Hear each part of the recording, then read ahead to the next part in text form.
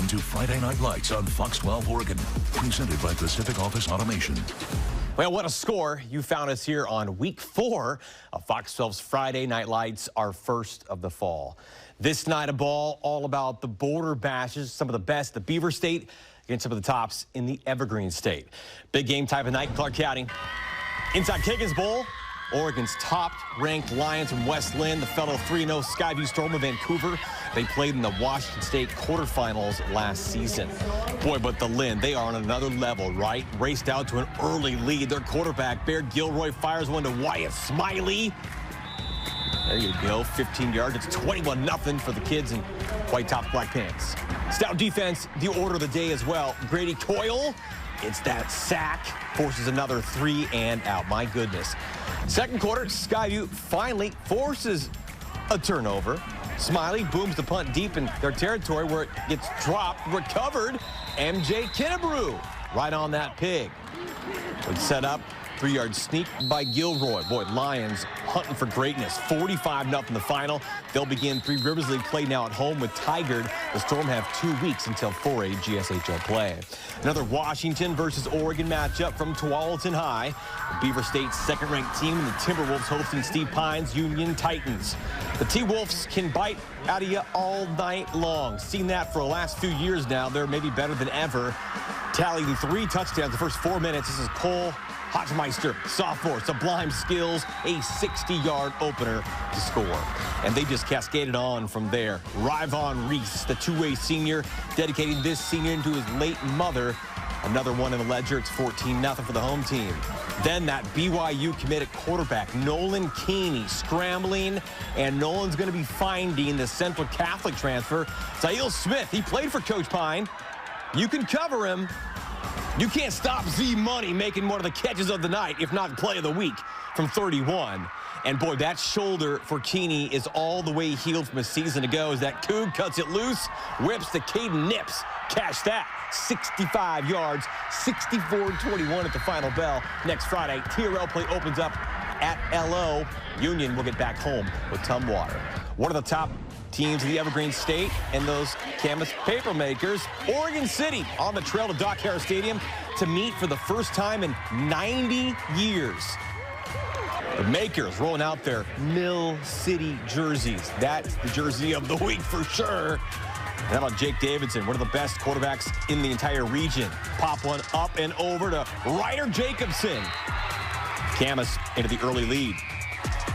So down by 14, nothing really to lose here. The Pios go for it on 4th and goal. Benjamin Schneider, Easton Hunt. Right at my man Devin. Both in a score. Another 4th and goal, though. This time, Camas going to say no risk on it. I think we get these plays backwards. That's Easton Hunt getting in there. All good in the end. 48-14 Mill City. The OC next hosts Lakeridge, while Camas will travel to Coeur d'Alene. Another Washington-Oregon crossover in Rock Creek. Dan Weaver's Westview Wildcats on homecoming with their brand spanking new turf, hosting the much-improved Evergreen Plainsmen by Christian Swain. His club always so good. Not a whole lot going on in the first quarter. Even the great ones drop one every once in a while. Westview recovers in prime real estate. Brennan Ward, Cat Senior, on the recovery. They flip sides of the field. 4th and 2. You feed Heath Thompson. His mom takes photos of the sidelines. She had a good angle of this one. Westview out in the early lead. Flash those new LED lights from the Beaverton School District. Your tax dollars at work. But at the flick of a switch, the Plainsmen went to a higher ground. Jaden Baum lights the fuse. London Walker deuces a 70-yard flight pattern. The senior wideout with clearance. Don't let the uprights hide you from the cameraman. We want to see you party it up in the Golden Domes. Later second, Baum hits the freshman Mason Wetzel. Smooth operator. Yeah, 24-yard gain to sniff the end zone again. That's when big game James Bethune Jr. popped on in.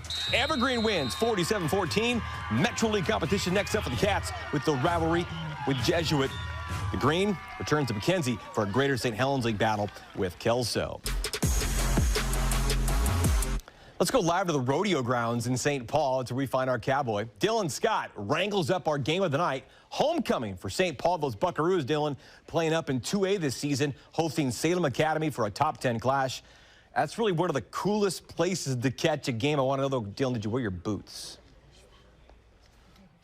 Absolutely. Howdy, Nick. And let me tell you, you can't be at St. Paul Rodeo if you don't have some goats right here.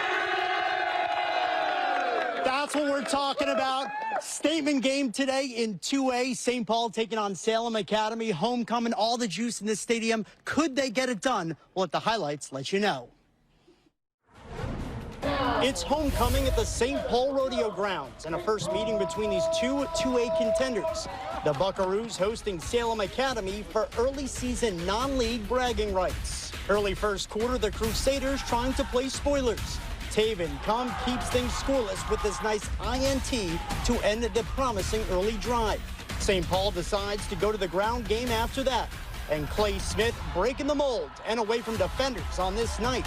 41 yards to pay dirt makes it 8-0 Buckaroos.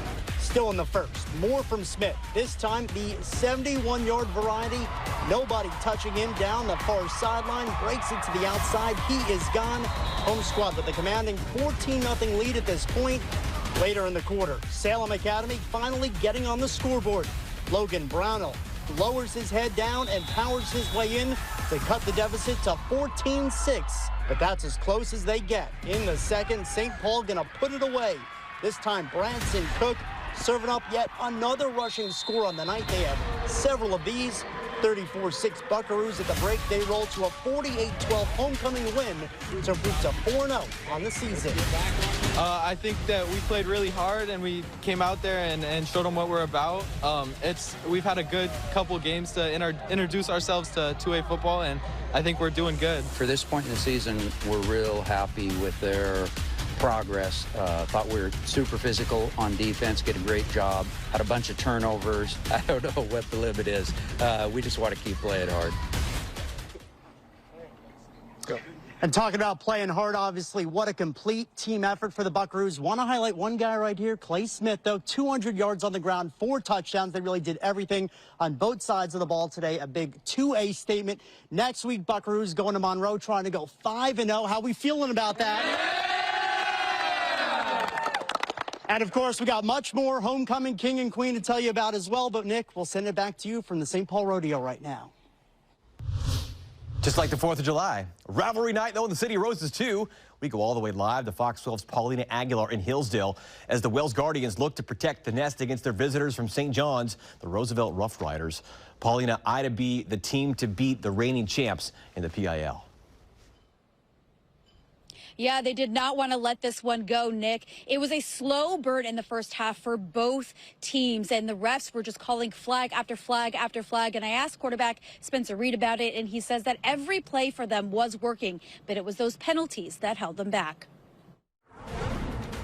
Within the first 3 minutes of kickoff, Ida B already putting up 6, along with that 2-point conversion to make it 8-0. Then it was just a slow burn throughout that first half. And to close out the first 24 minutes of game time, QB Kaylin Riley with the throw to Jasmine Davis Jr., who's wide open. Runs it in untouched, leaving it 8-7 Guardians. The third quarter is where it gets juicy. The Rough Riders with the ball, the throw, but tipped by Jackson Poole and into the hands of Ian Fulmer for the interception, leading to yet another Guardian touchdown. But the tricks don't stop there. Rough Riders, Dontrell Betts with the ball, but fumbles it, and Savi Kuhn is there to scoop it up for yet another 6, making it 24-7. Then Reed dished out a little QB sneak TD to end that third quarter, 24-15, which is your final score tonight. I mean, what was not clicking was we kept on getting penalties. Everything kept on happening, and we make big plays, then we get all called back on the penalty. Everything was working. Every play was working. If we didn't hold on one play or didn't have a block in the back, then we would have been up by more in the first half. Now, the Guardians are off to a good start on the season, going 2-0. They will head to Grant next week. Friday Night Lights, I'm Paulina Aguilar. I'm going to the marquee games of the night from Randall Stadium. The reigning 5A champs, Wilsonville, hosting their nearby 6A neighbors from Lakeridge. Pacers set it from the kick. Drew Weiler, as tough as competitor there is. Marcus Post right there with him, too. Shed a tackle, and off he goes. That's a junior combination for Spencer Phillips' kids. Coach has a dude in the backfield, too. Washington commit Ansu Sano. Could have helped those dogs at Rutgers tonight. Sano, don't you know, eases in for 6 more. And if it ain't 0, it's the hero named Zion Floyd. Pink into powder blues. That flip on into the dark side of the move for the boys from the 3 Rivers League. You know the kids, though, for the 97070 weren't going out like that. Mark Weeper has done a phenomenal job moving from wideout to QB to replace the graduate of town, Guttridge, who's now at Oregon State. Weeper, also a Beaver baseball commit. Great keep, but Lakeridge playing for it all. Weiler, Aiden Jenkins, good night. 34-9. The victorious Pacers now focus on playing in Oregon City. Wilsonville host a league game with Central out of Independence. 2 of the perennial toughest team around had to go at Tigard High. Sherwood and the Tigers both just bottling up the tensions all week long. Third quarter, visitors leading 7-0. Andrew Walatich, a senior tailback, gets in from 6 on payday Friday. Bowman up a pair of scores. Tigard would not be denied. Owen Wright, you know him. Well, Owen Wright is never wrong. The senior captain quarterback calls his own number, the Green Machine, into the land of black. 13 yards and in, it's 13-7. Fourth quarter now. One of the better finishes of the night here. Sherwood back on the rock. Go ahead and extend it. Wilson Medina, one of the best backs in the state. Watch the dude do some work. No hole, switch direction, around the edge, and go 43 on the run out, make it 21-7. Tigers still there, though. We're going to see Wright again, this time as receiver. He can do it all. Eris Demick on the toss. This goes real long. Right for 68. It's 21-14. Final ticks on the clock. Tiger driving. This is when all the execution matters most. Snap gets wayward. Leighton Walter taking his hands. Tight as it can be. Bowman 21, Tigers 14. Tiger now gets the task of playing at West Linn as Sherwood hosts North Medford. Good to have some day games back at Grant Bull, the new turf in the home of the Generals, hosting Jesuit just 1 week after Ken Potter set the all-time state coaching record for wins with 353 to pass the late and legendary Dewey Sullivan at Dayton. Generals shut out Lincoln last week 9-0. They've been playing since 1925. Grant kicks things off with a little floater causing some confusion for the visitors. It goes more than the 10 yards needed, recovered by the freshman Jackson Wallstatter. Grant ball. Braden Baker knows what to do with that. I'll take it from here. Shuttle pass. Marcus Rouse Jr. breaks the tackle, gets in. Hey, Grant's into the lead. 7-0. Jesuit, though, learned its lesson, grinds their way in. Dominic Lacotti, a cool kid who exudes confidence always, carries in 4-6 in the tie. And another set of downs here. Next possession for Jesuit, the snappy little toss back. Joe Stimson had her play of the week last week. Joe goes 17 yards and in. 42-6 in the end. Number 384 for Potter. The Satyrs now get back home with Westview, while Grant gets back to PIL play at Jefferson. Week 4 kicked off under the Thursday night lights at Hillsborough Stadium. The Mount Hood Conference clash between the reigning 6A state champions Central Catholic and Clackamas. The Cavs, the last conference team to beat the Rams in 2018. Opening quarter, opening drive, opening score. Robbie Long can't find a receiver, so he becomes a runner. 6'3" junior scoots in from 10 yards out. Now the Cavs knew they'd have to push to hang in it. 4th and 3 from the 49. You go. Dylan Brower, the junior, slings to Lincoln Ross, and the senior tight end logs on for the gain of 30. That possession would turn into equalizing points. Brower, a baller. So too is Luke Baker, the touchdown maker, in the corner. Game time at 7. After they pushed another across the goal line, the Ram D then played tough. Cole Thomas playing deeper than the deepest. The red zone INT to keep the Cavs away. Late second quarter, CCHS extended the edge. Long would tag in for his second rushing score, and the Cardinal and Gold board that bus back to the city with another victory. Not before Long hit senior star Landon Kelsey over and in. Over and out for the break. 54-28 the final. Central next goes to Gresham, while Clack awaits Reynolds.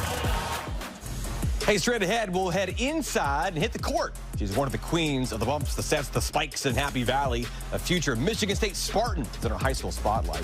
Plus more from our 2 live crews in the field. Dylan on the pageantry that is homecoming in St. Paul. And we'll cowboy you up with Paulina back in the home of the Wales Guardians. A great comeback story tonight. Week 4, Fox 12's Friday Night Lights, back in 2 minutes. You're watching Friday Night Lights on Fox 12 Oregon, presented by Pacific Office Automation.